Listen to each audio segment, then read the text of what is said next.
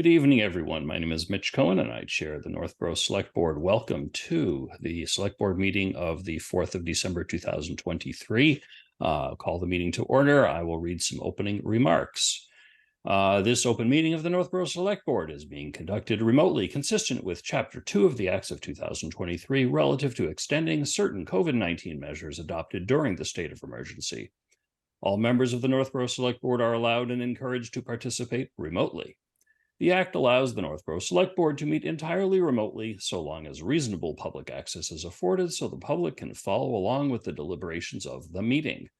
The public is encouraged to follow along using the posted agenda unless the chair notes otherwise.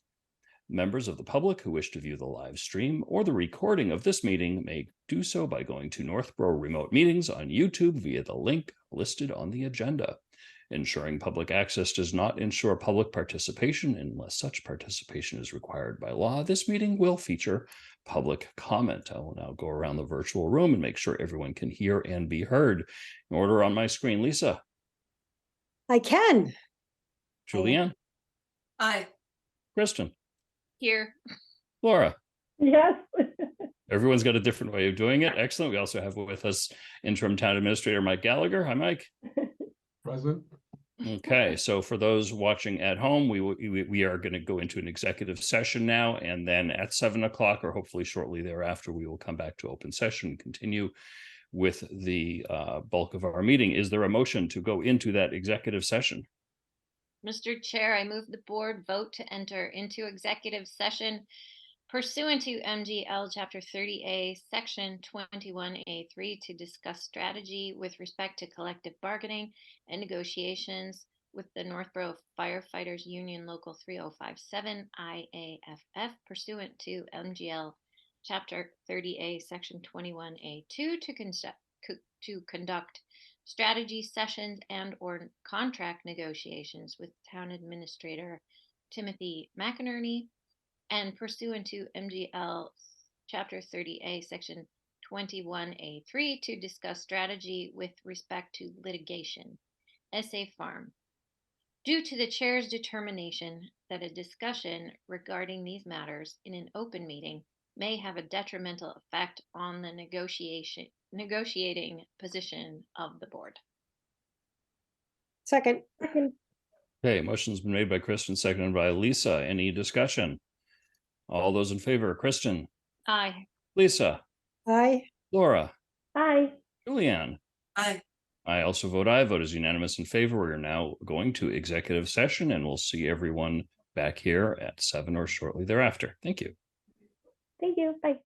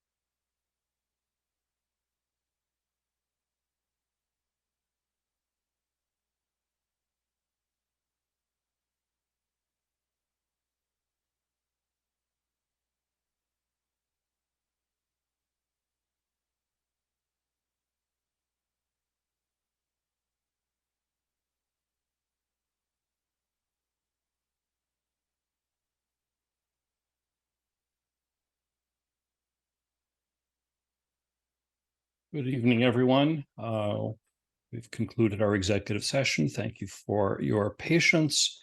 We'll wait for the board members to join in. We'll just kind of hang out.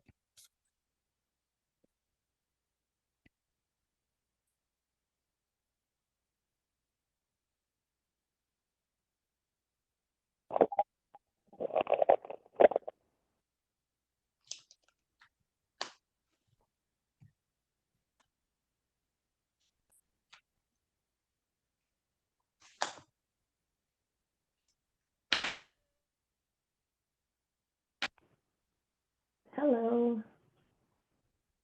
Can I be heard? Yep. Okay. Yep. Hello. Just waiting for Lisa. We are, I assume, live on YouTube and so forth while we're here. Thanks I for see the we reminder. we have a telephone caller, and I never remember what people need to press to join in. Okay.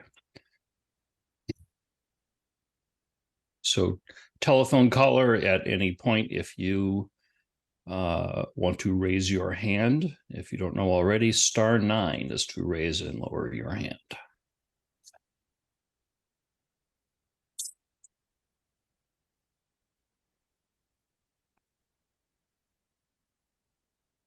Okay, so we're just waiting for Lisa.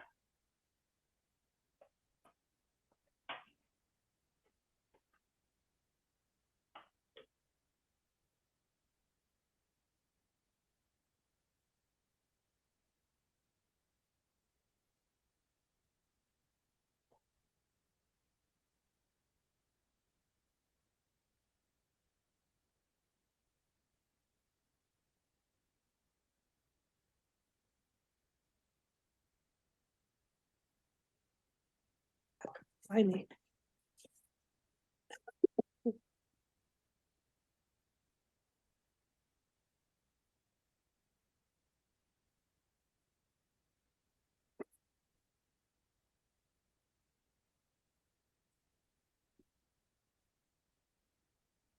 Okay,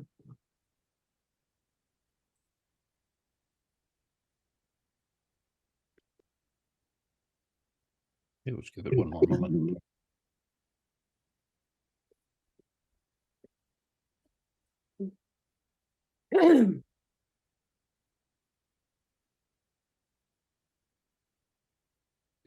Hey, well, it being 7:27, let's continue on. All right, so we're returning to open session, and the next item on our list is public comment. If there is anyone in our audience who wishes to express any input or ask any questions, primarily for things that are not on our agenda further, raise your virtual hand. I'll be more than happy to recognize you.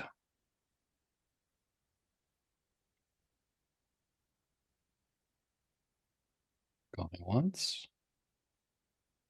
Going twice. Okay. See nobody up for public comment. Approval of meeting minutes of November 15th, 2023. We're going to be passing over for give the office a little bit more time on those. And next up, number 6 on our agenda is interview with Lieutenant Brian Griffin and possible vote to appoint Lieutenant Griffin as police chief effective January 1, 2024. I'm going to bring in Lieutenant Brian Griffin.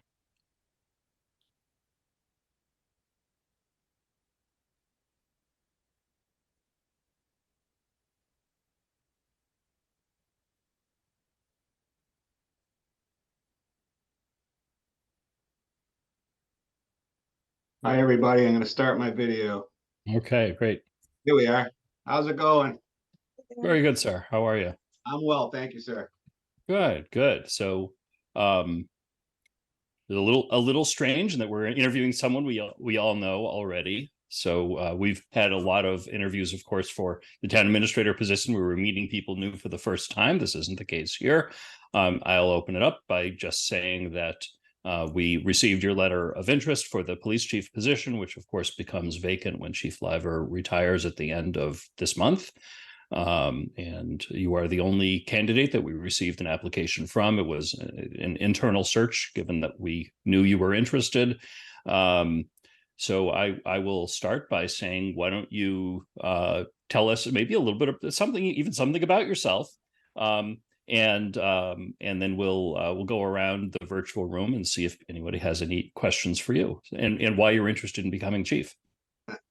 Thank you, Mr. Chair, and thank you, board. Thank you, Diane, for giving me this opportunity. I obviously sent you a little bit about me, but for those who are watching, I'd be happy to state it again. 23 years ago, I was driving down Route 20, and my phone rang, and Chief Hutchins, at the time, who was the chief, called me to say he was going to hire me. And besides marrying my wife and having my kids, that was one of the best days of my life, receiving that phone call. It was a dream job, and to work for him, knowing the type of people he hired, it was such an honor to have worked for him. So backtracking just a little bit, I was born and raised in Northborough. I'm the youngest of 6 children, 4 older sisters, and an older brother. And I'm proud to say my older brother works right down the hall from me at the same building that I do. So that's pretty neat. My parents still live in town, and they're both very active in town. My wife is a school teacher in town. I have 4 boys, ages 15, 13, 11, and 7, who keep me active when I'm not here.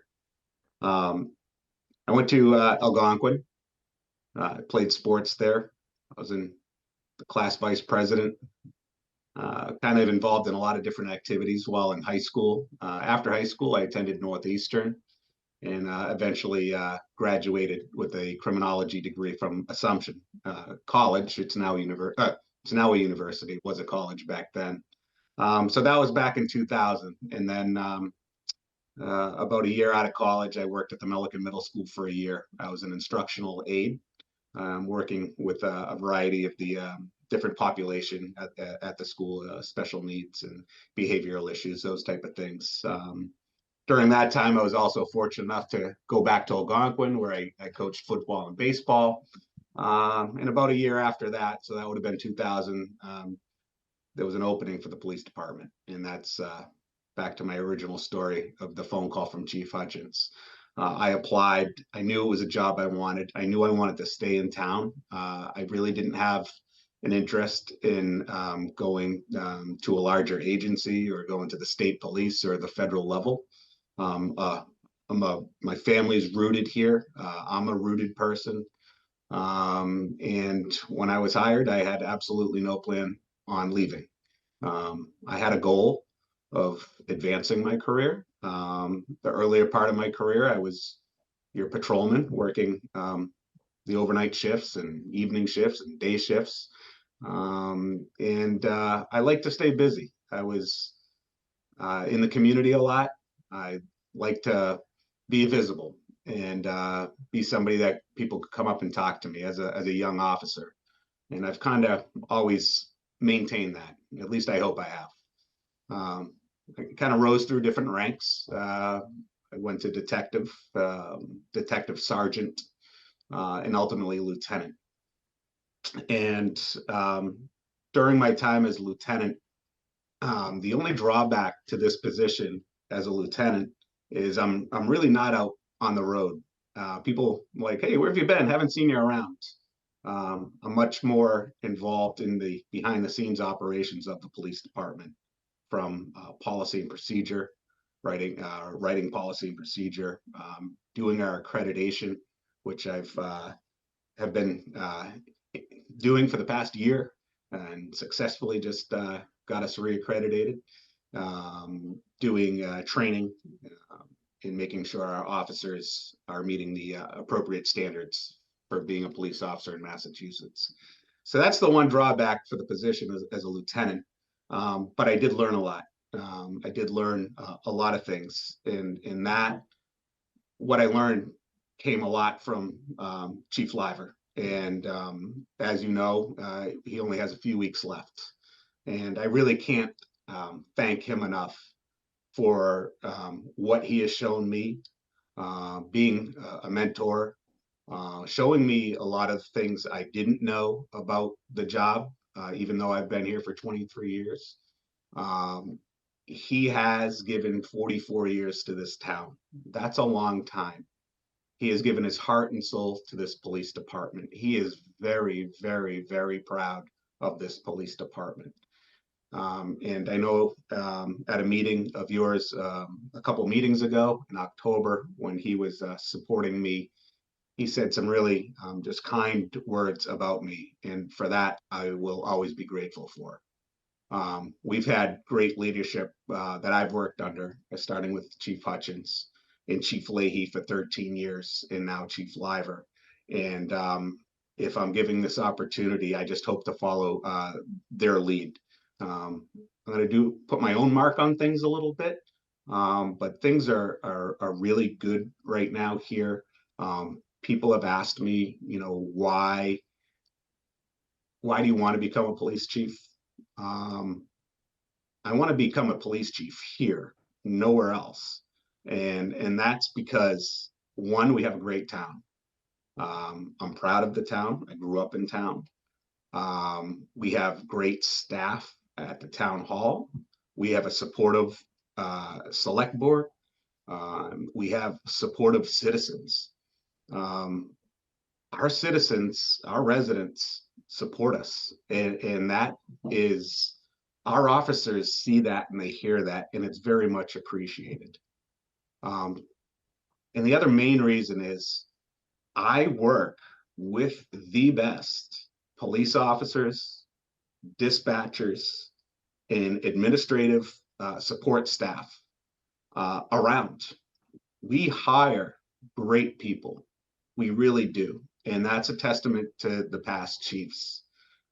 We hire officers who are smart. We hire officers who are caring. And we hire officers with just strong values, and dispatchers in our support staff. For that reason, putting in for this position was a simple decision for me. So I would be honored if you would consider appointing me police chief. I can't stress enough. Thank you for all of your support, the select board, Michael Gallagher and Diane Wackel. Thank you for the support during this process. And that's a little bit about me. And again, should I be appointed tonight, I look forward to kind of leaving the office a little bit and getting back out to my original roots and getting out and talking to people and communicating with people. Thank you, Mr. Chair. Thank you, Lieutenant Griffin. Go around the virtual room. Do members have anything they would like to ask our candidate? Oh, it was a tie between Julianne and Kristen. Julianne, I'll give it to you. Well, As a senior member of our board. hey, that's right. So, hello, and Lieutenant Griffin, I don't know if you've thought about this yet, so just say I haven't thought about it. But my question is, other than continuing in the footsteps of your predecessors to maintain the excellent Northborough Police Department, do you personally have any goals for the department of your own? I do, Ms. Sersh, and I think short-term goals, if appointed chief tonight and effective January 1st, my first goal is to meet with my department as a whole and discuss those ideas. I think it's important that I communicate some of those thoughts with them first, and I want to hear from them. I think there's, we're a young police department. We I don't know what the average age is, but they're a lot younger than me, and I think we need to appreciate that and talk to the younger staff and see what some of their ideas are. I have some long-term goals of possibly, just two off the top of my head would be, I really want to get connected with our senior population more. Whether that's a liaison officer, specifically kind of assigned to our seniors that they could reach out to.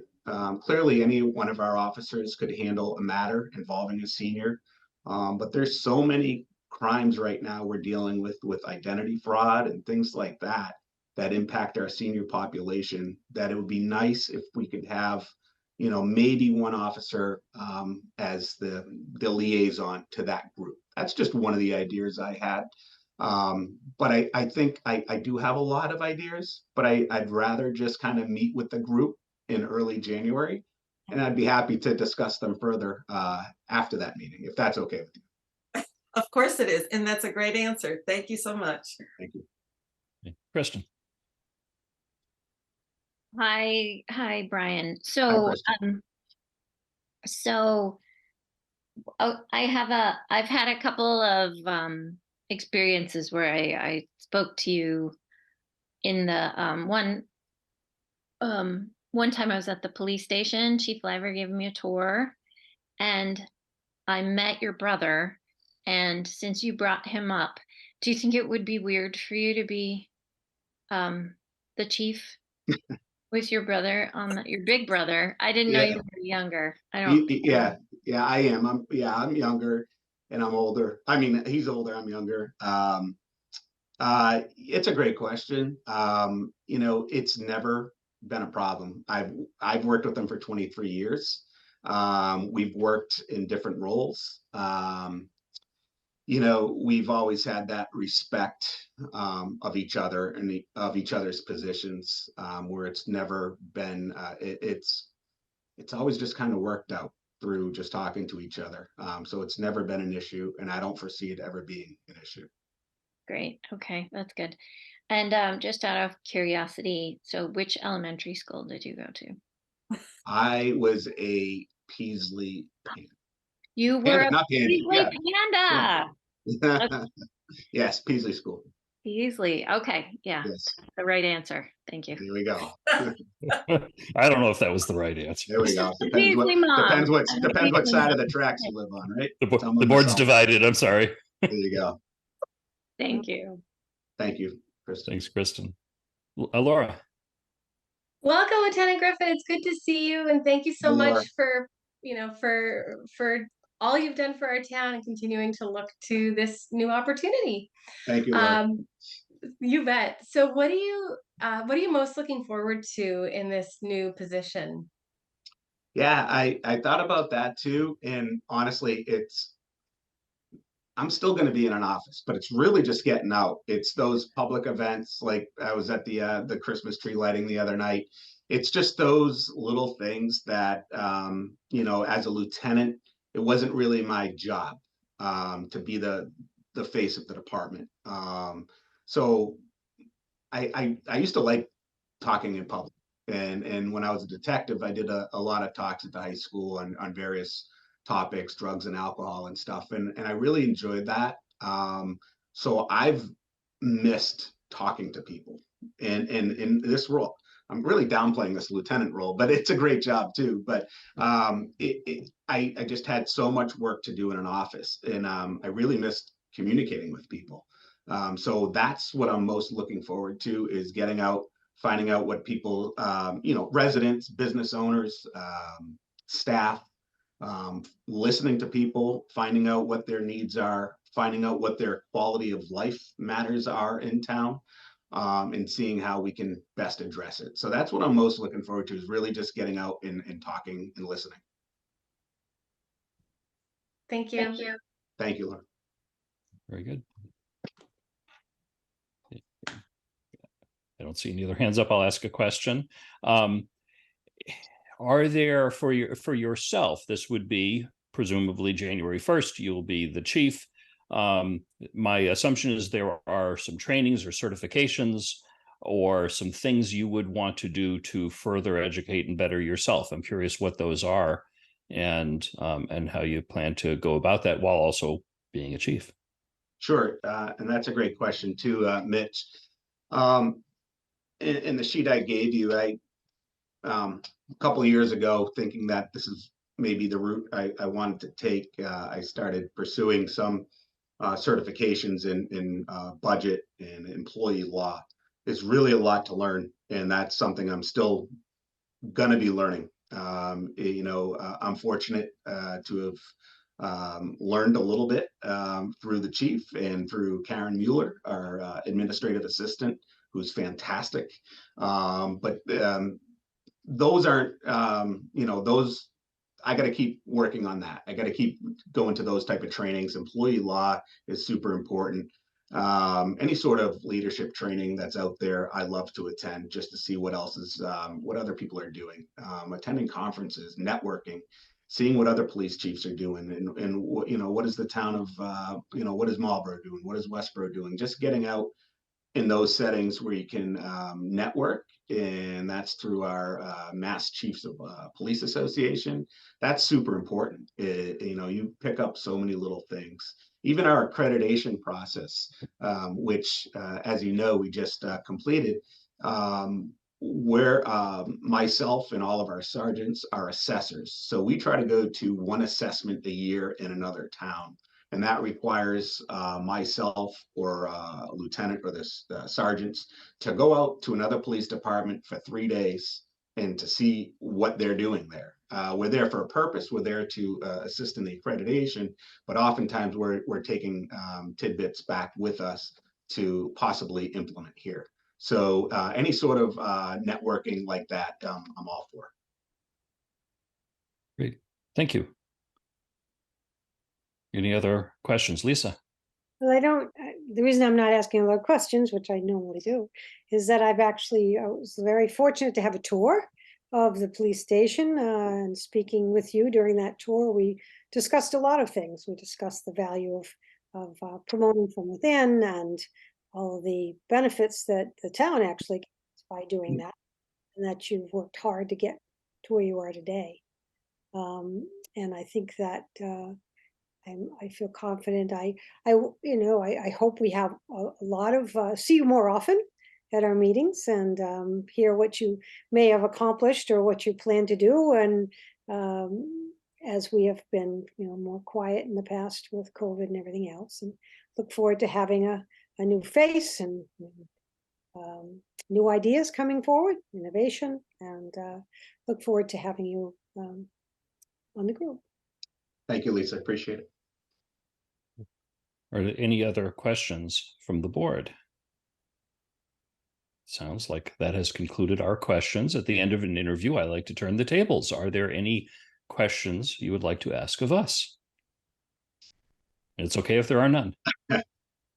You caught me there, Mitch. I didn't have that prepared. Not at this time. I think I'm all set, but thank you for that opportunity. Great. Thank you. That was the right answer. I think that concludes the interview part of this. If the board would so choose, I will entertain a motion. Mr. Chair, I move the board vote to appoint Lieutenant Brian Griffin to the position of police chief effective January 1st, 2024, subject to successful negotiation of an employment agreement. Second. Motion made by Julianne, seconded by everybody. Let's see. I'll give it to Kristen. But I heard all three voices simultaneous, and I think that's excellent. Are there any other discussion from the board? Okay. Before calling for a vote, I will say, obviously, this is the formal part of it. Presumably, after a successful contract, you'd be formally sworn in when the time comes, and I hope that we can have a little reception to sort of formally welcome you in your new role and introduce you to the public in your new role sometime in January. Sounds great. Okay. With that said, all those in favor: Julianne. Aye. Kristen. Aye. Laura. Aye. Lisa. Aye. I also vote Aye. The vote is unanimous in favor. We have a new police chief. Thank you very much. Chief-elect Griffin, if I can Thank call you. you I that. like that. Sounds nice. Chief-elect. Congratulations. Thank you you all. very much for continuing your career in Northborough. We truly appreciate it. Thank you very much. And I look forward to a more formal ceremony where we can meet in person. And thank you Very all much. so much for your support. And I may be on for the next agenda item, so I don't know if I should leave or just stay on. Let's see. Because I Yeah, have no, a you might. replacement. Yeah, I think yeah, it does make sense for you to Okay. just stick around. All right. Bye, everybody. If you would like. All right, so that concludes. Thank It's you very hard. much. It's hard to conclude an item like that and just go on to other business. But here we go. Next up on our agenda is appointing Detective Christopher Bazell as licensing agent effective January 20th, 2024. Mike, I don't know if there's anything you wanted to tell us about this. I'm assuming, Brian, that you are the current licensing agent, and this is, we need to give it to somebody else. Yeah, Mr. Chairman, if I could through you, yes, Lieutenant Griffin is the current licensing agent. We need to do that, and that would be effective January 1st of 2024. With his promotion into the chief's position, we would then need to have someone else as the licensing officer. So that's what we would like to do. Okay. Sounds reasonable. Anybody have any questions about that? Okay, hearing none, I'll entertain a motion.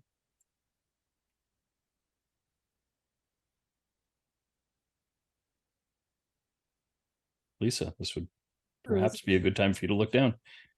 I'm looking down and I'm seeing, I move the board to appoint Detective Christopher Bazell to act as licensing agent on behalf of the select board effective January 1st, 2024. Second. Motion made by Lisa, seconded by Julianne. Any other discussion? All those in favor, Lisa, Aye. Julianne, Aye. Kristen, Aye. Laura. Aye. I also vote aye. Vote is unanimous in favor. Thank you very much. So that is all set for us to continue with the licensing agent in the police department, which is important. And that concludes that item. And I think that concludes, Brian, your time. Thank you very much, For everybody. us. You're always welcome to hang around as long as you'd like, but I'm going to send you back to attendee land now. Okay. Have a great night. Thank you. Good day. Thank you. Aye. Congratulations. All right, next up, we have Fire Chief David Parenti for discussion regarding the application for the SAFER grant presentation and possible vote of approval. So Chief Parenti, going to bring you in.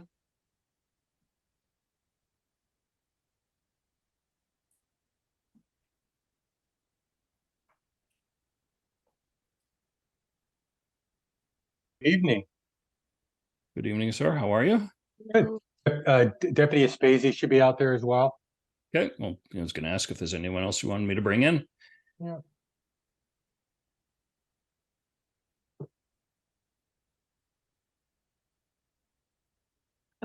Down.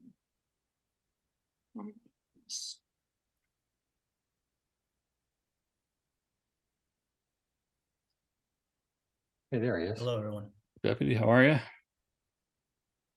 Very good. All right, so do you have a presentation that you would like to provide for us? I know you've sent some things that were in our packet. Yep. I do have a presentation. Before I share, if I may just take a little liberty and say the decision you just made is an outstanding decision. I have had the pleasure of working with both Detective Bazell and as Lieutenant Griffin for several years now, both incredible peace officers. I actually went to class with Buzzy and I went to a class for active shooters together. Just a great decision, and it'll be excellent leaders moving forward. Thanks.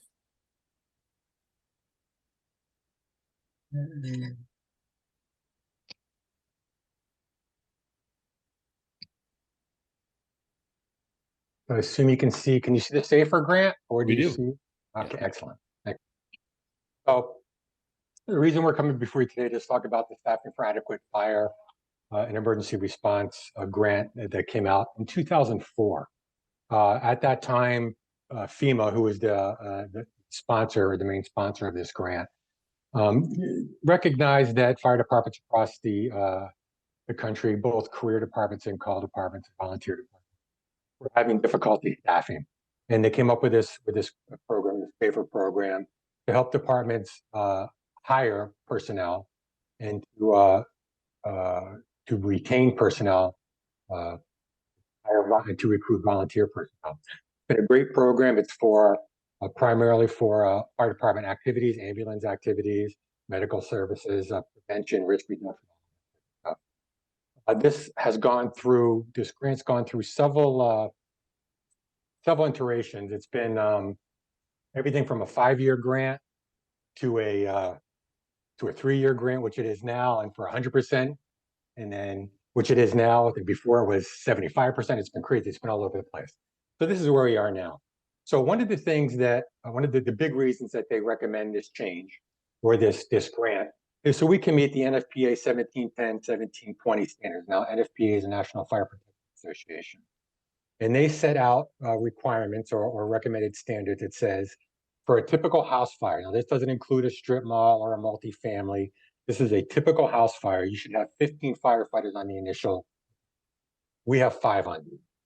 So what we've done since I've come here, and they had started it before, but we expanded it even more after I got here, is we've entered into automatic aid agreements with our neighbors, Marlborough, Westborough, Shrewsbury, Berlin, Southborough. So when we get a report of a fire, all those departments are coming with us on our automatic alarm. They have further to travel, obviously, because they're coming from their departments, but it does count as part of our initial deployment of people. However, they have to be available, and all departments are getting busier and busier. It's pretty crazy right now what's been happening. We spent some time in Westborough today for 3 calls. And we are relying on mutual aid quite often as well. In order to understand my request or our request, I want to give you a brief history of the staffing of the department. So in the early 80s, we had a full-time chief and 2 full-time firefighters, daytime people.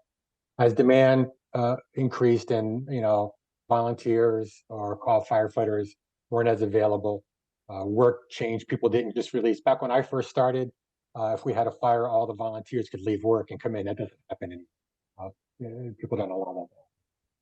So that resulted in the 90s in an increase or a request for 24/7, 365 coverage. And we had 2 firefighters working 24-hour shifts and then 2 firefighters working day shift to supplement that. In 1999, then Chief Durgan said he wanted to go from a basic life support ambulance to an advanced life support ambulance. And the goal was to have staffing of 1 officer and 3 firefighters 24 hours a day.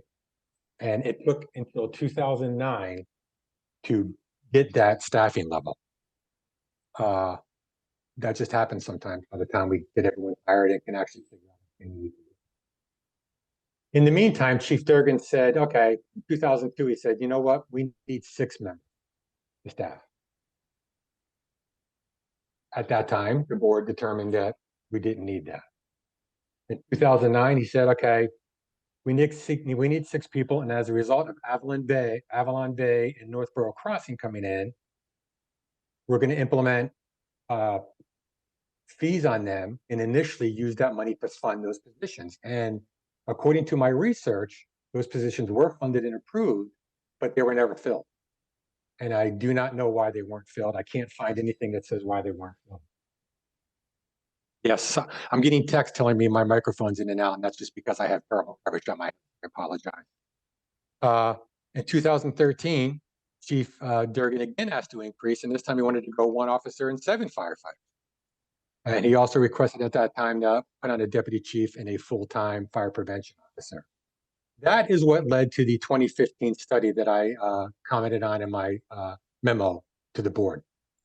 So they did the study in 2015, and the information they used was primarily from 2013 and 2014, the data they used. And it covered not just fire, we had our own report, but then police and dispatch had their own. But the study was completed in 2015, and it said, hey, at this time, what you need is 1 officer and 4 firefighters per shift. You need 5 guys per shift. We were only running 4 per shift. You also need a new station. You also need a deputy chief. So I came on in 2016. And in 2016, I was given the job to go ahead and begin that hiring. And all that study was based on workload and on call volume and on multiple units and our transports. And I went through and I did some studies after I came on. And around 2017, I said, you know what? We need more people. This just isn't cutting it. And I spoke with then town administrator and I said, can I put in for a safer grant? I'm going to get one person per shift. I'm going to put in for a safer grant and have some people work it.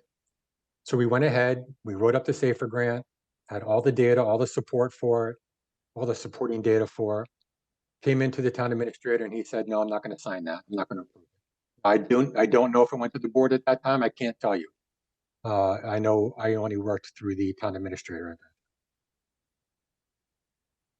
From 2017 to 2018,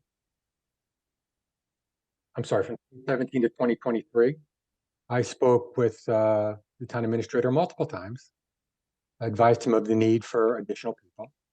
Advised him of the need for a deputy chief. I put in numerous supplemental requests, and we didn't get that. And I understand that doesn't mean every time someone asks for something, they get something. But I want you guys to understand the history and that this isn't. I heard a statement at one of a previous meeting that I hadn't heard about it before, but we put in numerous times, and I just think that's important for you guys to understand. In June of this year, we kind of hit a crisis point. And after coming out of COVID, our numbers were still going up. Our workload was going up. We were having to force people to work more often because of the level of burnout. And I reached out to the then interim town administrator, and I said, look, I need to start dropping people down to 4 people. I'm just mental well-being and the physical health of these people. I need to stop. And at the same time, I made them aware that my intent was to apply for a safer grant. And I included that, I put all that information in the memo, which I assume was sent forward to the board. I don't know, but I assume the board saw it at that time. And my intent with that safer grant is to put on 8 people. And let me tell you the benefits that I recognize, that I think we'd recognize for the town of North.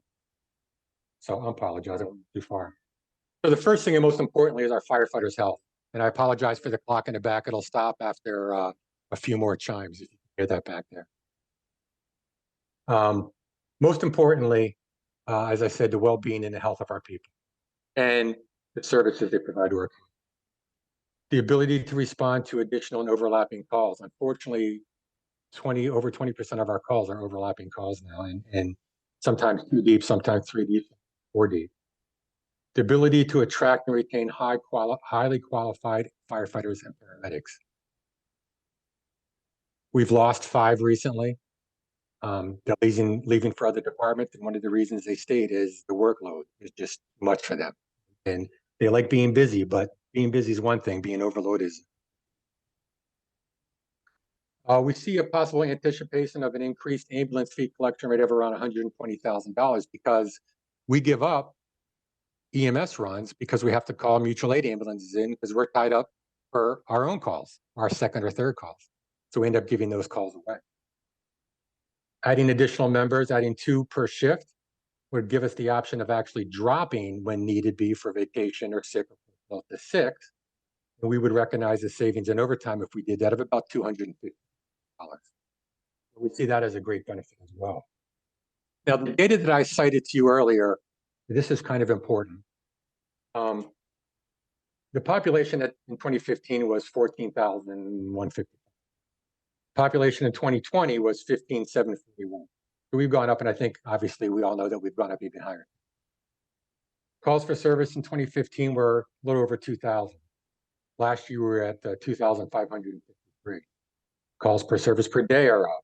Overlapping calls, and this is an important one. 2 or more calls 216 times in 2015, 373 times in 2015. 3 or more calls 22 times in 2015, 54 times.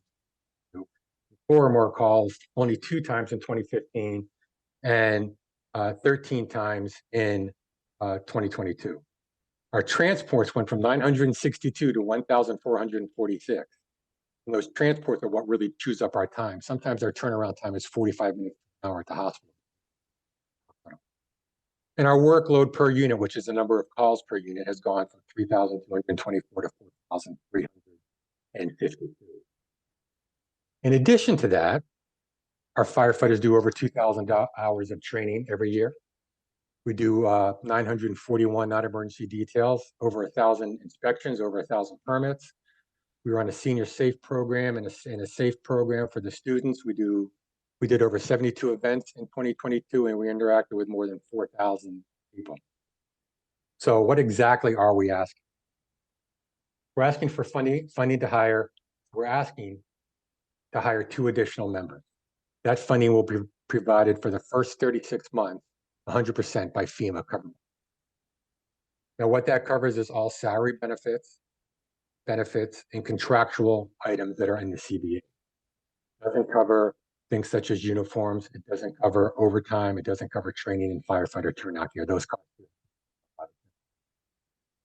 At the end of those 3 years, the town absorbs the salary, the benefits, and all costs for all the persons.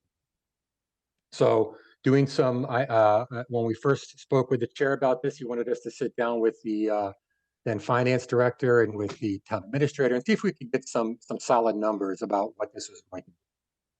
And looking at the numbers, our grant would be worth a little over about $2.67 million is what the grant for the course of 3 years.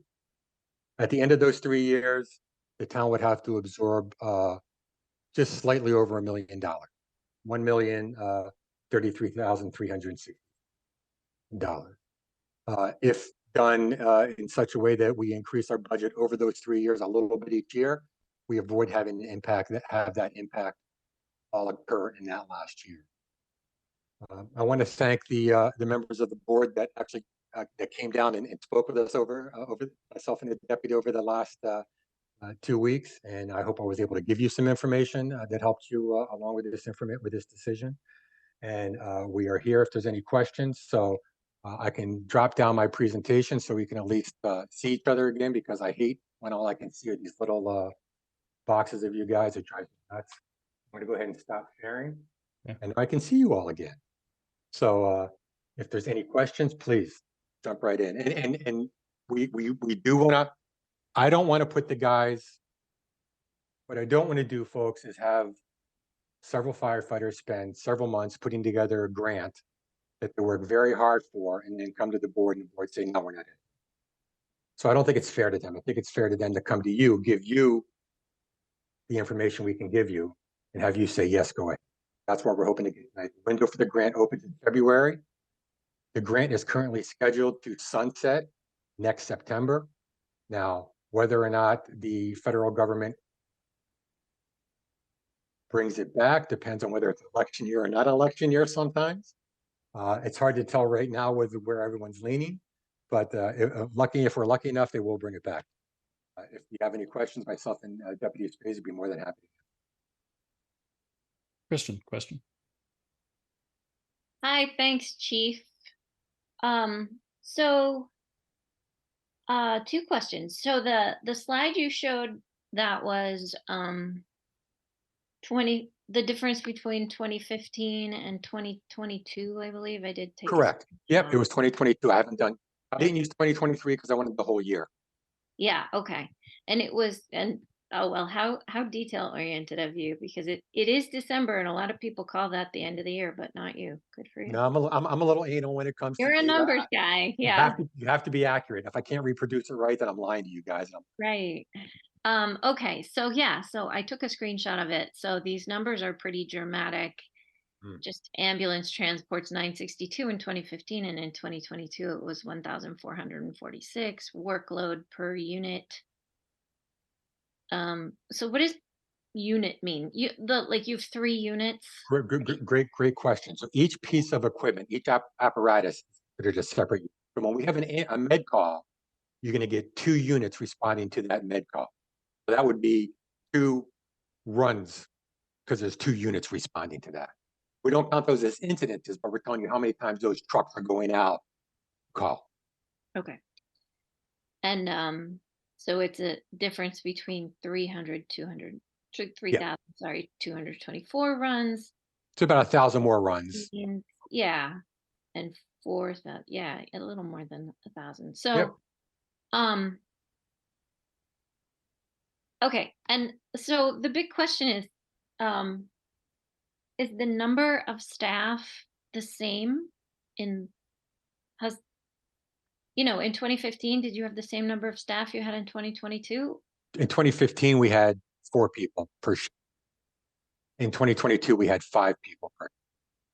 Okay, but the numbers have increased quite dramatically. And Quite, yeah, and that's not unusual. So when companies come in and they do this study, they come in, they look at the numbers right then. Here's our numbers. Here's what you need for coverage for these numbers. We don't know where we're going to be. We don't know where we're going to be in 5 years or 10 years. We couldn't predict COVID. We had no idea what was going to happen with COVID. We couldn't predict all the extra details, all this. So we start doing hazardous materials. We start doing more search and rescues. We start doing a lot more calls. And we have an aging society, which keeps us busier as well. And we can't, the population in town change. That all affects them.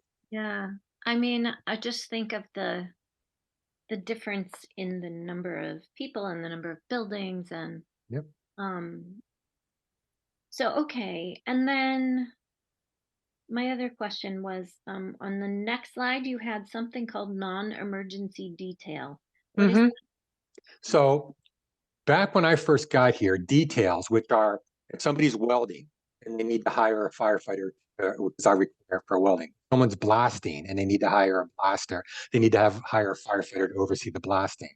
Mhm. For ambulance calls, for the for the road races. The road race we do for Apple Fest, Yep. football games. Those are all non-emergency details. Okay. When I first came here, those were actually counted as incidences. So that number that you saw, that 2025 number you saw, included all those emergency details. I stopped counting those as emergencies because they're not. They're Right. pre-scheduled. We're bringing people in. So that number that you see, the 2,553, is not counting any emergency details. That's why I put on top of that, we're doing another 900. So if I had included those in, our incident numbers would be over 3,000. They were back then. Right. Yes. And I was reading your chief's report as I was Mhm. instructed to do at your office. Yes, I did. Thank you. Please read my report. So I did, and I mean, I read it a lot more carefully than I usually do. Honestly, I used to just look at the graphs more, but I was reading about the blasting. So can you just quickly tell me a little bit about what who is requesting blasting permits and why? I assume it's Sure. I'd be happy to explain that. Mhm. Oh, we have a quarry in town, as you all probably know, at 200 Southwest Cutoff, right? So whenever they blast, they have to contact us. So actually, their company they contract with, which is Main Drilling and Blasting, and I've worked with Main Drilling and Blasting for many years. They reached out to us through our portal, and they say on our webpage and say, "We're going to be blasting on this day." They're required to have a firefighter on site when the explosives arrive until the blast occurs, which our firefighters are on site at about 6:45 in the morning on the day that they're blasting, and they're there till probably around 1 o'clock, 1 or 2 o'clock, depending on when they're done.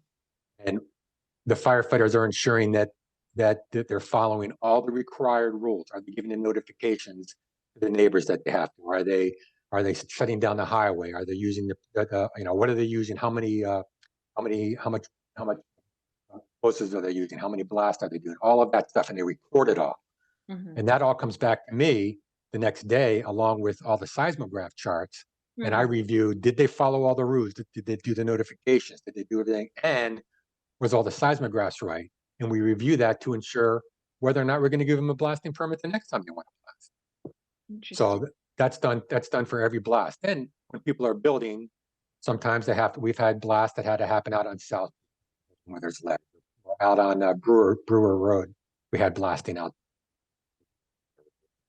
Again, whenever there's blasting, they have to have. Okay. Okay. And so that seems like a pretty specialized expertise that the firefighters have to have to. They're all trained.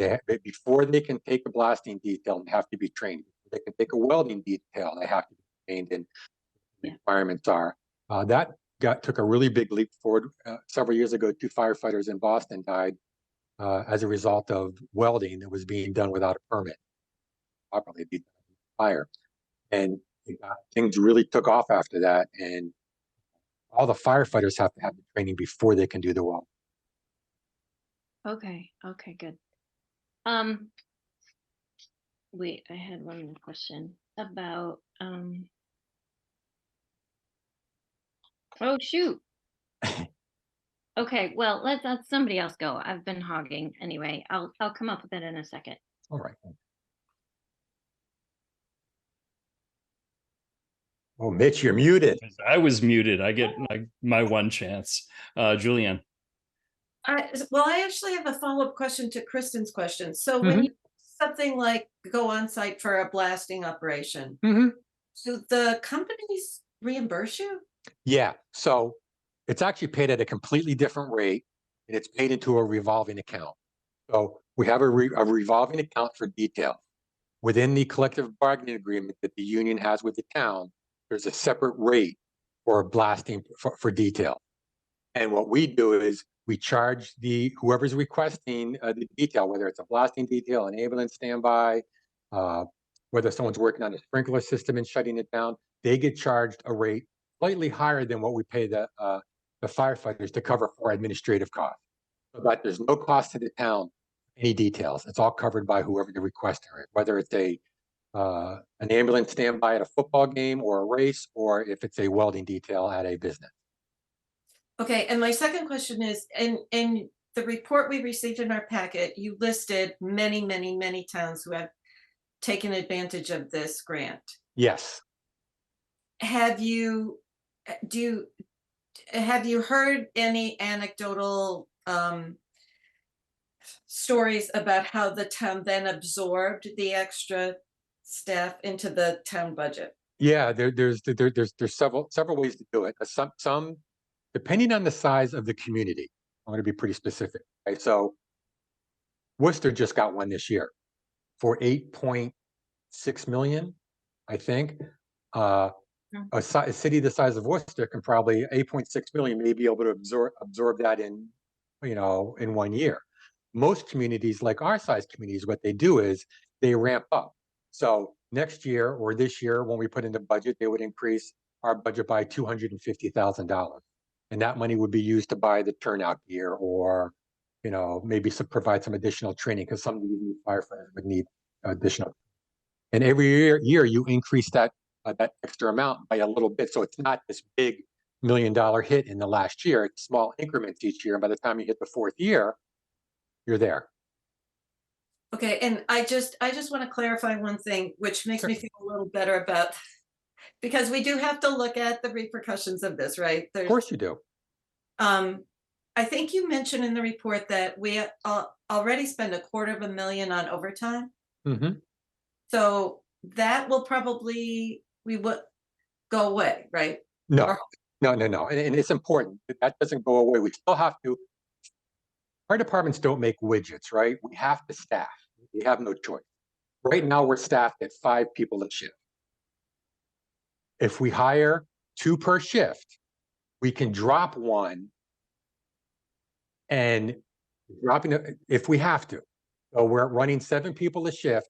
Somebody takes vacation. We can drop down to 6 people per shift and not fill that position. That's where you would see a savings.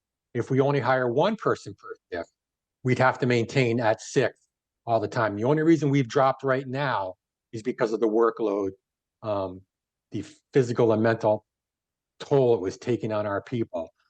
Because I have guys in school. I have 3 people in school right now, paramedic school and the fire academy. It was just taking and we're running short because we've had people leave. So it just takes a real toll. But the savings would be realized if we hired 7 people and we could drop, we'd be able to save in that time. But it would still be an increase. There's not a decrease in overtime in our current. Okay, thank you. That's important. Yep. Lisa. Just to follow up on that. So when you hired the new people coming in, so you're going to hire 8, you put on Mhm. shift. Is not the intention of doing some of that not only for the health and welfare of the men and for the people that they have to go out and help? Oh, yes. Uh, I'm sorry, did I interrupt you? Were you not finished with your question? No, not yet. Okay, I apologize.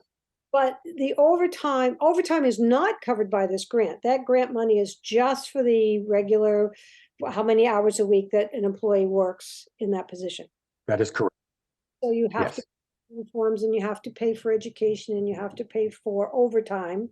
At least those 3, medical, I imagine, health insurance and that sort of thing also. that's all covered. Health insurance is covered. That's all covered. Yeah, That's all covered. But that's the all covered. 3 other things are not, where it's Mhm. training, uniforms, and overtime. But it's with the idea that it's not just to make it a healthier, a better work environment. It also is to help again with the finances on the other side, where instead of somebody working a double shift because we don't have anybody there, putting them in trouble, so to speak, Mhm. that does kind of back up and then help some of that to overtime expense to be reduced. Yeah, Because, yes, you're correct. did you happen to do any figures as to what the difference of that was, like what the benefit was? You mean how much money would be realized? Is that what you're asking? So if we hire 7 people as opposed to 6, we would be able to save probably an average. Now, save is a tough word. So what I'm saying is, if we hire 7 people and we drop that one person and go to 6 people, if we have to, we would realize a savings of about 200. If we hire 7 people, if we hire 6 people, you don't see that savings because we can't drop. We have to fill. Okay, your mic's broke up a couple of I times. apologize. Is that better? That's better now. Keep Yeah. trying. The deputy may have a better connection than I have, so if he's more than willing to jump in and Yeah, clarify what I'm saying. hopefully mine's better. Which that's probably not too hard to accomplish. So yeah, with that, it's a numbers game. So it's if we did one extra shift, so it'd go from 5 to 6, you wouldn't see the realization of being able to drop. That's what the 8 comes in. So while 8 is a bigger number of staff to take on, it really is more physically beneficial because you get those extra savings. That's where you can staff that extra ambulance. You can reduce your overtime. The other thing that happens is, we'll be hiring newer people, so they're at a lower rate. So with their overtime rate would be lower. They wouldn't be able to do certain overtime until they are trained to a certain level. So there's all those other options as well. So it gives us a lot of benefits to that aspect. Okay. And then some of that savings can go toward their new uniforms. And, Oh, yeah. well, I think that. Kristen. I found my question. So the ambulance fee collection, you said it was $120,000. Roughly 120,000 is what we A little estimate. more. So, so you would be more likely to regain that because you have more staff to take the calls. Yes, so we can cover those second and third. So if we send a crew out on a ambulance call, that's 4 people that goes out and leaves 1 person back at the station. We get a second ambulance call, 2 of those guys have to jump in our squad, our secondary, and take it to the call, and maybe the captain back here takes the ambulance. We get a third call, we can't cover that. Or if we have to commit 3 people to the ambulance because it's a serious enough medical call, we can't cover that. That's the calls we would anticipate being able to cover. And the other thing is not just the revenue, but the fact is, if we're in town and we can respond to that call, we can provide life-saving measures much quicker than if we have to call an ambulance from Marlborough, South, Westboro, Shrewsbury. We have that ambulance in town and staff. We can cover that. Thank you. Julianne. So as I'm putting this picture together, is it safe to say that, because 8 sounds like a big number, is it safe to say that we're kind of catching up for years that we were maybe not staffing optimally? Yeah, it's funny, the deputy and I were having this discussion today and trying to think how we're going to present this tonight. And 8, to be honest with you, isn't enough. Eight gets us where we should have been before. So in other words, 7 a shift is the bare minimum that I would like to have.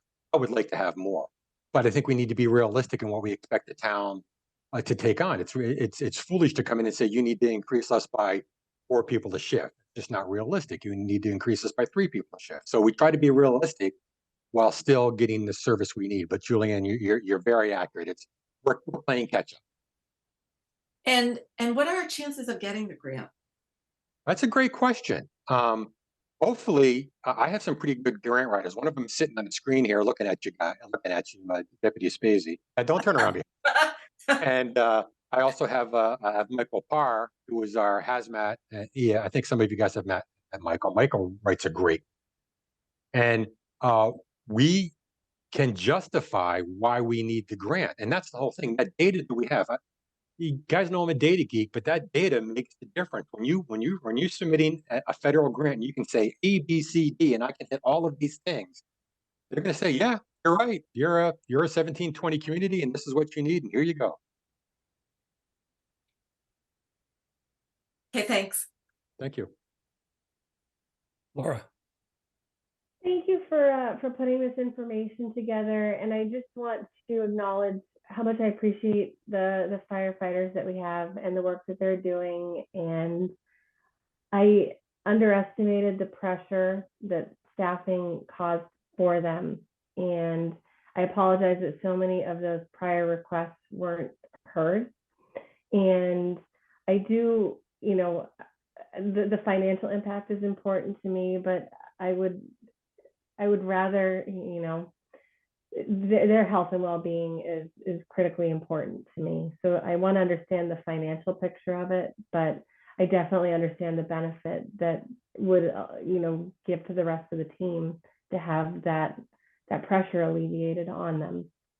thank you, So Laura. I appreciate not that. so much of a question or as a comment, and just like the financial picture going forward is, we have a lot of fire expenses coming up, so just trying to figure out what that's going to look like. But our people are our most important asset at the end of the day. So thank you. Thank you. Just one thing to piggyback Kristen. on that, and either Laura or, either Julianne or Lisa mentioned this too. I think Lisa, that it's not just, being married to a physician who has to take call. It's not just the experience of the staff, which is very important for them to have like reasonable working conditions. Absolutely. And I fully support that. But if you're the one on the other end of it, when they're totally overworked, that's not good for you either. And we have a lot of people in town who deserve, well rested and well cared for paramedics and firefighters. So thanks for bringing that up, the two of you who brought that up. It's a really, really important point. Yeah. Couple of questions. One is on timing. Mhm. You mentioned that the grant is open from, I think you said February through September, something like that. The question is when do you hear back, and when would, assuming that we say go forth and that the grant is awarded, when do those people actually start? And I'm thinking about how to timing it in with the budget. That's a great question. So what happens is the grant window opens up in February. That's when we can apply for the grant. It's about a 30-day window normally. So it goes from February to March, maybe into April, depends on when it opens. Then federal government, moving at the speed of a snail like it normally does, has to review everything. These grants are actually reviewed by people like myself and the deputy. They go to Emmitsburg, Maryland, and they read all these grants. And first they're done by computer, and then they're done by individuals. Once they determine who's going to be awarded, the awards start about 4 to 6 months after the grant submission. Okay, so we're talking July, August is when they start awarding grant. And then they're done in batches. So I just saw one that was awarded last week. So they're still awarding grants. So you don't know if you're going to be in the first batch or the last batch. And then once they award it to you, there's a 6-month window for hiring. Okay. So they understand that you can't turn around and say, first of all, you can't hire and then get the grant because they really frown on it. So you have this 6-month window. And then once you hire, that's when the clock starts for the 36 months. Okay. Right. So let's say if we got applied in February, found out in, let's say, July, hired next January, and then and then it would be January to January. Good. So that, likelihood, we would have probably at least half a fiscal year to think about for next year. So, I mean, that leads into, there are some subsequent conversations that should probably take place with the Appropriations Committee about some of the details about how to plan for this. I agree. The hiring of the 8 firefighters is great. There's no downside to that at all for the first 3 years. Some costs. There's then a big hit that needs to be planned for very, very carefully of, roughly $1 million a year, it sounds like, after the 3 years. That's probably the largest single salary increase that the town may have ever seen. I don't know. 8 people going onto the payroll at once is a lot. So that needs to be carefully planned for. I remember some discussions with you, I think it was with you early on, that there was a question about, well, what happens if 3 years we hire the firefighters and, I don't know, we hit a recession or whatever, and town meeting in 3 years says, no, we don't want to do this anymore. Mhm. I'm not suggesting it will happen. I don't think it will. I think this town will support it. What happens at that point? Do Great. we repay any money, or do we not have to? Great question. As I said, this grant has morphed from it first started to be. It was a 5-year grant. If you didn't keep them, you had to pay back everything that you took. If you hired them and that paid you for 5 years, and you said, okay, we're done, we're laying them off, you had to pay back everything. That went away completely. So if you hire them, you keep them for 3 years, and there's a recession, like you said, or something drastic happens, and you decide we can't do it, then we'd lay off. But the layoffs then are by seniority. It's done through. So it may or may not be the 8 you hired. It could be 8 completely different people. Again, Mitch. I hope and project that would not happen here, but I want to recognize, I mean, one of the uncomfortable things about this is that it puts on the select board the authority to go ahead and commit to some very large expenses that don't have to go to town meeting because they're being funded through a grant. But then at the end of that 3-year process, or rolling on, with is that proposal, all of a sudden it becomes a town meeting commitment. So I wanted to at least understand that, so folks at home know that. And I knew the answer to that because you would explain that to me. But I wanted to make sure that everybody understood that. I think that's in a real fair theory, point. in theory, if we can't afford at the end of the process to keep them on, we wouldn't be obligated to repay $2.7 million. That would be even harder to do. And Mitch, in addition to that, a lot of times what this grant do, kind of the first rounds of these grants is to hire back people that had to be laid off. So in the future grants, if that ever happened and this grant was still available and things got better, they would be the first funded to try to come back. Yep. Actually, there's a related question of not the layoffs. I don't want to go there, but how long of a gap do you have? Like, let's say we do this, we hire the 8 firefighters and all is good. Can you then apply some number of years later for the same grant or a similar grant again, if the town was at that point justified in growing it further. Yeah, very much so. In fact, a lot of departments will do it a year and a half apart. So they'll apply, and then they'll wait a year and a half, and then they'll apply again, or they'll wait 2 years, and that's to spread it. But let's say if we wanted 16 firefighters, saying, town, we want you to take on 16 firefighters, we do 8, and then we do 8 in the next round. Yes, there are quite a few instances of departments having 2 open safer grants at the same time. You had said, and it certainly makes sense, that you need some new equipment for the new firefighters that are coming on. One is, I'm curious if you've costed that out, anything that you would need. And then related to that, do you foresee that then justifying any large scale expense, such as an additional ambulance, because then you've got additional staff in place? Already ahead of you on that one there. Yep. So as far as the gear, yeah. So the initial cost for the first year is turnout gear. Uniforms aren't that expensive, you know, but the turnout gear is about $3,000 a set. But we have $30,000 available for capital to cover that type of stuff within my budget. And we have some monies available within the revolving account through the EMS to cover that as well. As far as the other one goes, when I came here, we had 2 ambulances. I fought to keep a third one when we purchased a new one. So we have 2 in service and 1 backup. We're getting hopefully our new one in May. We've been waiting forever because everyone's waiting to buy it. You know, we would have the ambulance already in the station for those people. No additional cost there. Okay.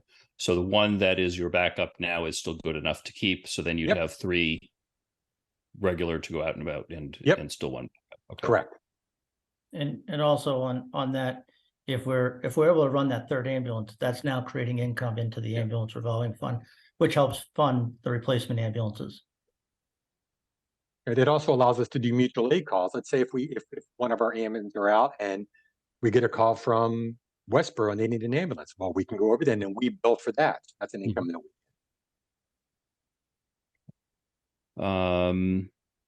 Let's see, I'm just looking through my list of questions.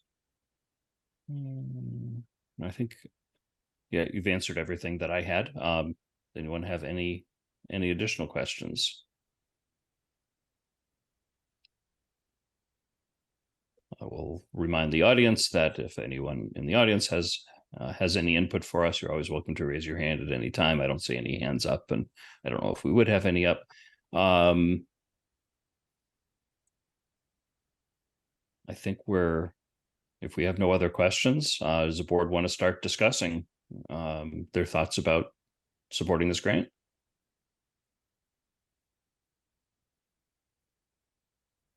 Julianne?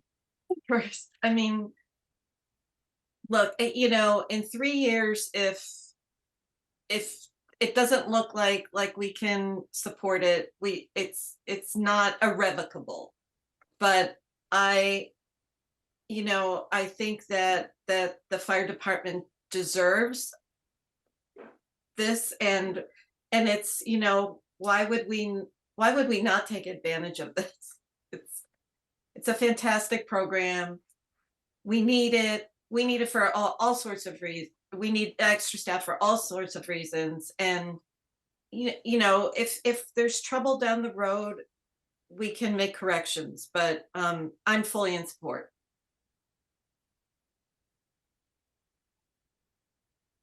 I saw Kristen and then a split second later, Lisa.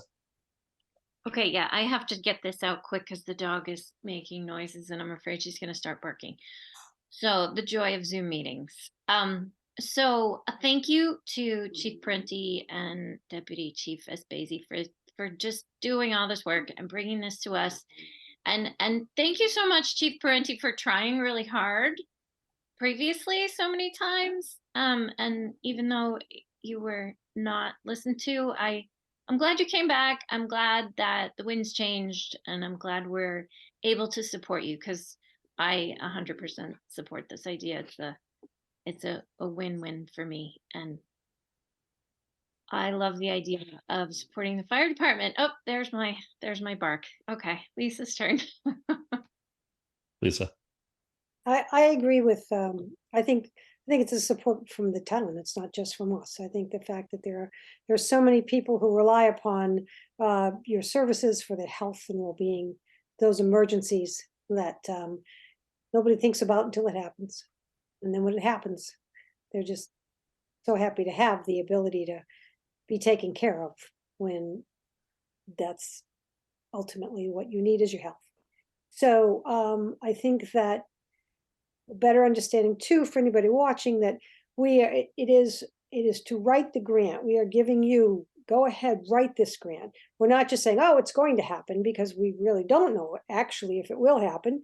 We hope it will, and we hope it works as it does down the road, and that we can comfortably bring it in to the budget, because we know there's going to be a lot of budget constraints coming up. But I think all in all, I think that the work that you've done, the work that you will do. And again, I mirror what anybody has said about past requests that have not been looked at and not been supported.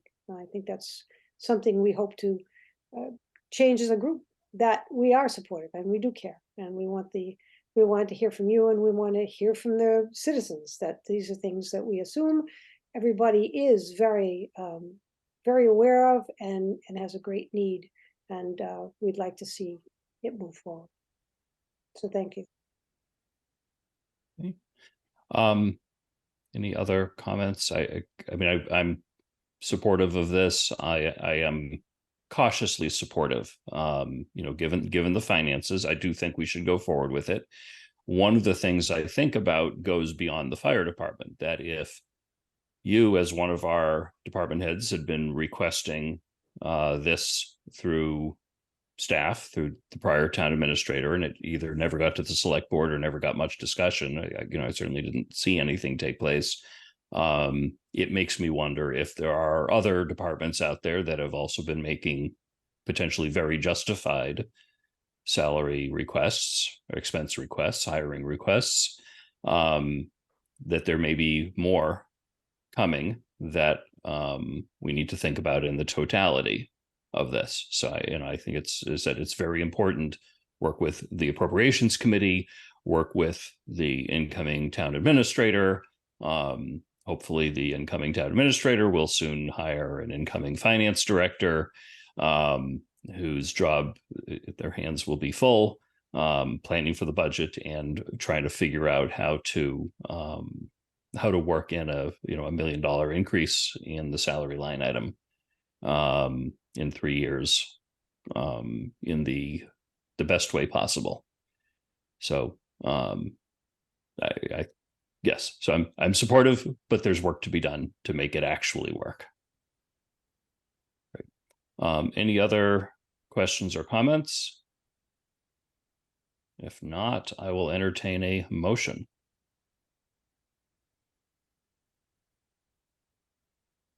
I know it's my motion. You're just going to probably hear barking in the background. Okay. All right. Let me just find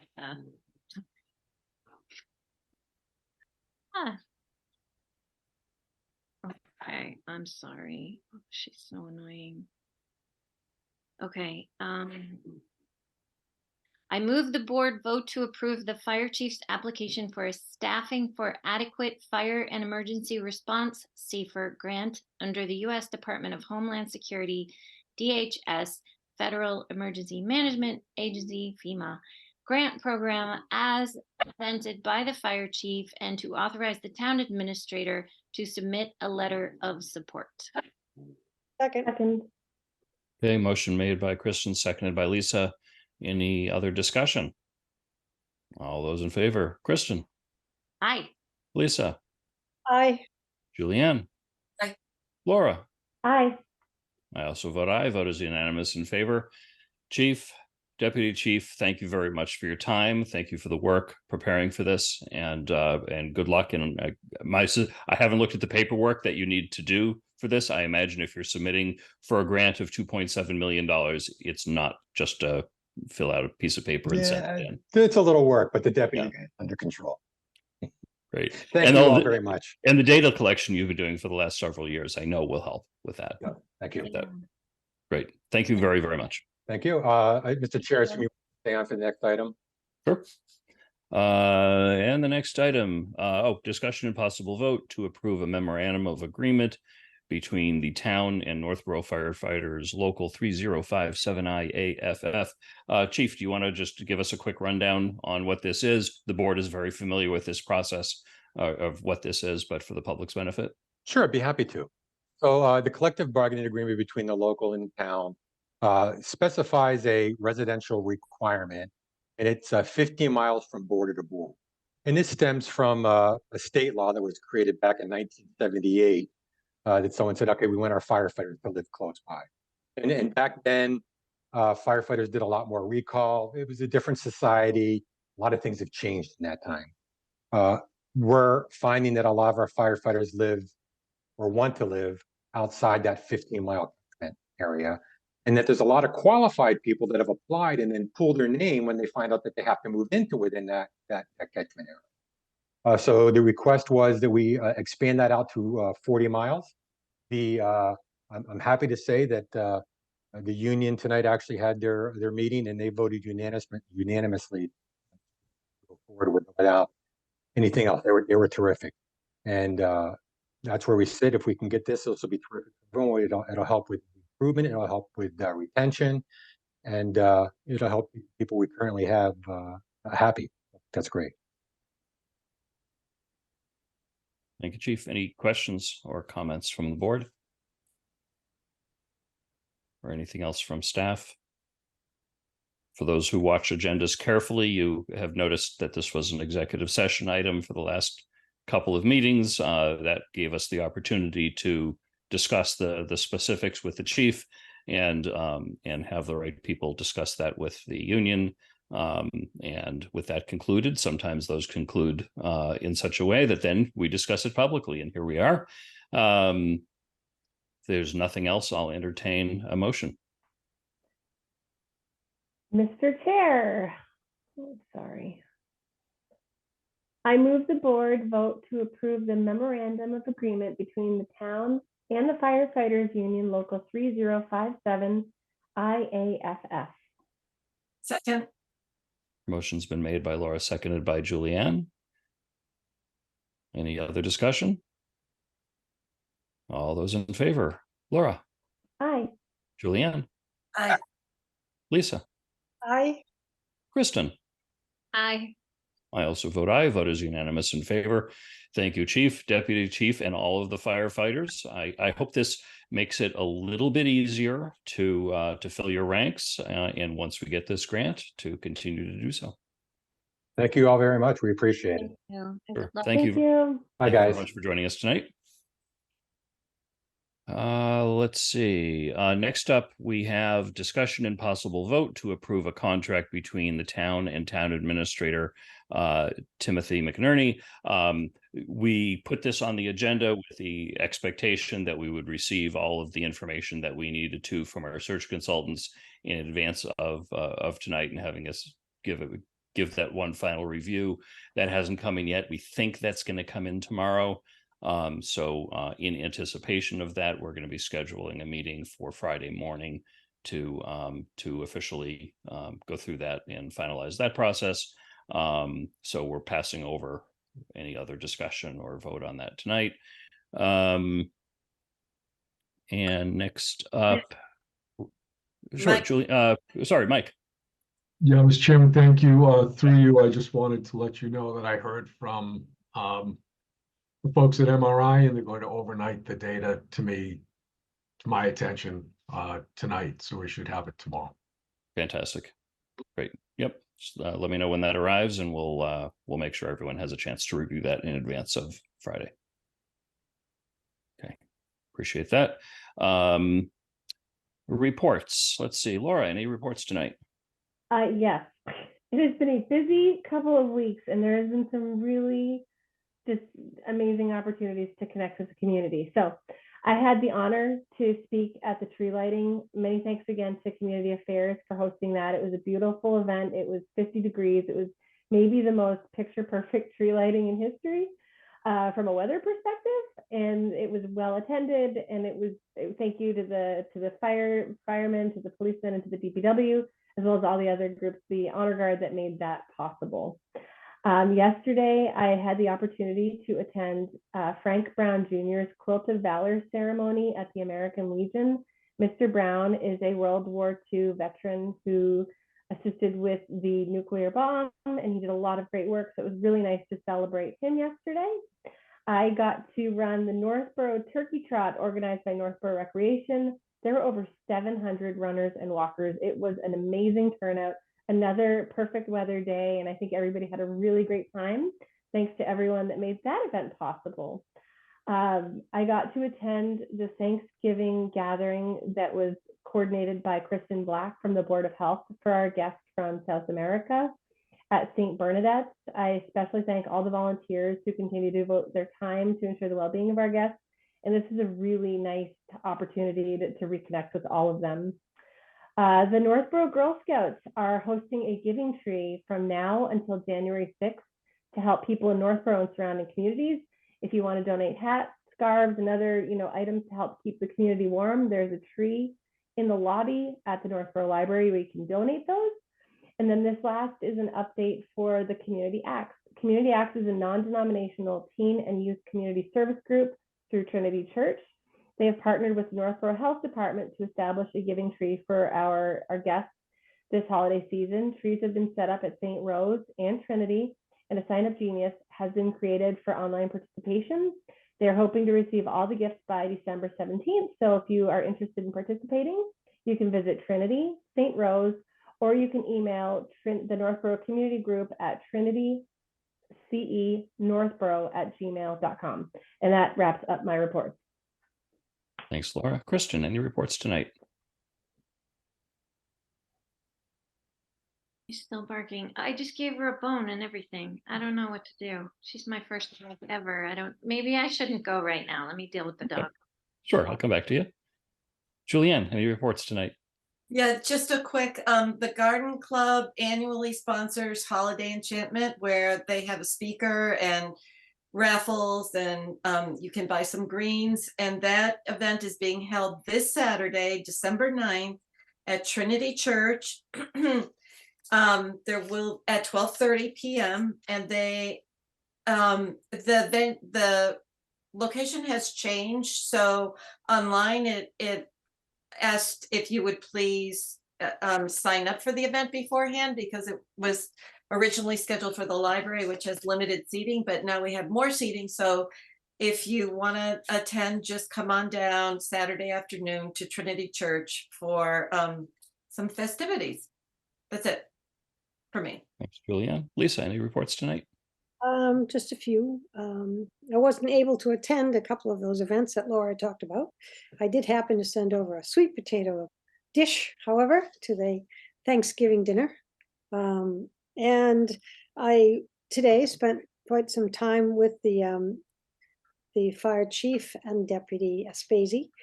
And I've been invited, like all of us, for a ride along, so we really know what's going on. I hear that Kristen will be going soon. It's very exciting. I've done some firework before, and I'm looking forward to riding along and watching what's happening in town. And I want to say that we do, we're a new board. We're learning a lot of new things. We're learning of things that are important. And I love the fact that we have open communication with our staff and are striving to do more of that. There was a discussion about the benefits of having a liaison to the fire department that they had mentioned, and I'm all for that. I think it's the more we communicate with each other, the better it is. So that I wanted to bring that forward as our discussion. And then I wanted to again bring up our goals. We haven't set aside a time for that. I think it's important that we set a time for that. I asked, I think at the last meeting, about the complete streets and asked for a report on that. Have not heard. And the last but not least, the building reports request of the municipal buildings that we've had, that I thought we were going to have a kind of this is where it's starting and this is what it's going to need to fix. And I have had a few people say to me, I noticed that there's something going on at 4 West Main Street. whether it's the roof or water coming in, running down the side of the building. I would definitely like to have that looked at because we don't want to have more water intrusion issues for any of our other municipal buildings. So that concludes my reports, and thank you for letting me make them. Thank you, Lisa. Kristen, you're in a position to provide a report? I am now. She's in another room. So I'm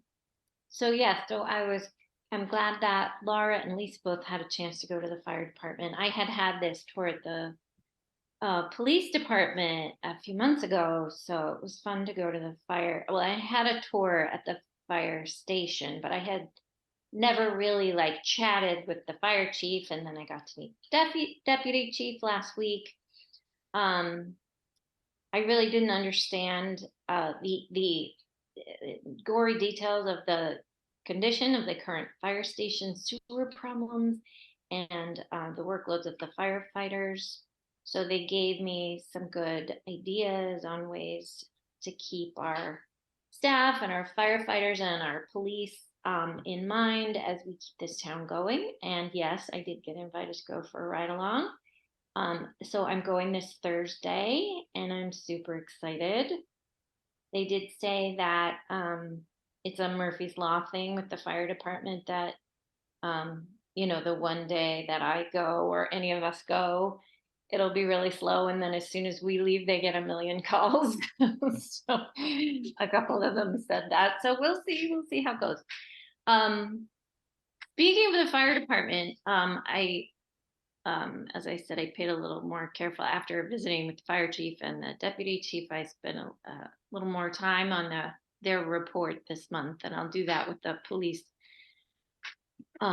next meeting.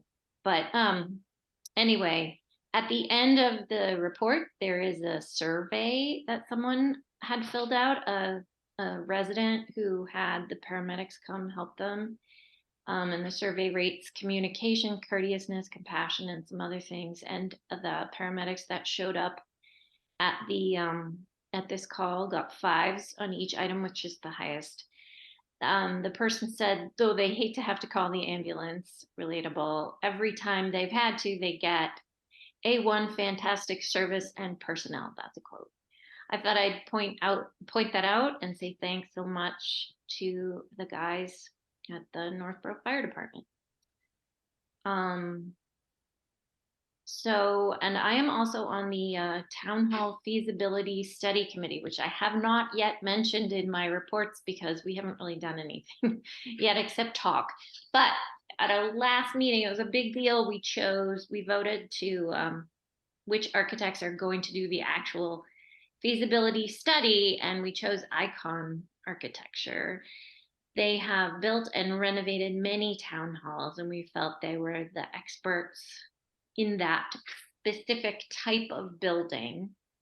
Town halls are very specific and have very specific needs, but they were also very open-minded as to the options for our future town hall. And just to give everybody a little background, the 4 sites that they're considering are the current town hall, 63 Main Street, 4 West Main Street, White Cliffs, or the current fire station is the 4th choice. And which one would be the best solution for Northborough? So that'll be exciting going forward to see what they do. The scholarship committee is very busy right now. They are doing a fundraiser. They actually did an auction that ended at 8 o'clock